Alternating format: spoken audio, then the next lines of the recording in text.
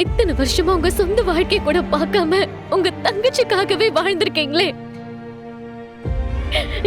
என் அம்மாவை எனக்கு திருப்பி தந்திருக்கீங்க மாமா. உங்களுக்கு இந்த ஜென்ம முழுக்க நன்றி கடன் பட்டாலும் போதாது. நான் அர்ச்சனாவுக்காக மட்டும் இதை செய்யலமா, உனக்காகவும் தான் செஞ்சேன்.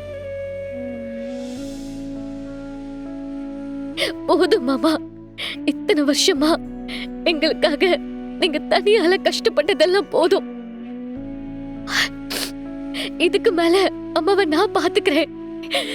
இதுக்கு மேல என் அம்மாவை என்னால பிரிஞ்சிருக்க முடியாது.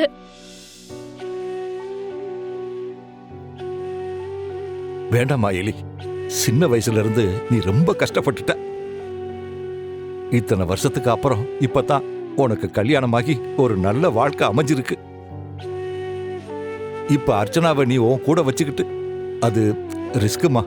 நானே பாத்துக்கிறேன், நீ அப்பப்ப வந்து பாருமா.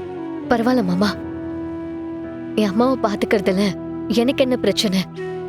நான் பாத்துக்கிறேன். சொன்னா கேளுமா, உனக்கு வர்மாவை பத்தி தெரியாது. அவளுக்கு மட்டும் உன் அம்மா உசுரோட இருக்கிறத தெரிஞ்சா அவ்வளவுதான். மாமா, நானும் இத்தனை நாளா மறைச்சு வச்சிருக்கிற ஒரு உண்மைய உங்ககிட்ட நான் இப்ப சொல்றேன். நீங்க எல்லாரும் நினைக்கிற மாதிரி நான் டீச்சர் மட்டும் இல்ல மாமா. அது வெளி உலகத்துக்கு நான் போட்டிருக்கிற வேஷம். உண்மையாவே நான் ஒரு அண்டர் கவர் போலீஸ். ஏம்மா போலி, என்னமா சொல்ற நீ? ஆமா மாமா, நான் போலீஸ் ஆகணுங்கிறது அம்மாவோட கனவு.